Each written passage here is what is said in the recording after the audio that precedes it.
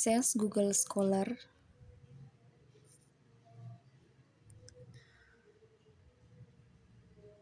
Setelah itu, klik Google Scholar.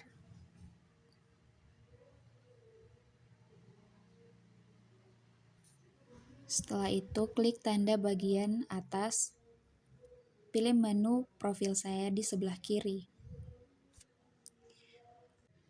Lengkapi data profilmu seperti nama, afiliasi, aktivitas, dan email. Nah, setelah itu klik berikutnya. Nanti akan muncul otomatis artikel-artikel yang sudah terhubung dengan akunmu.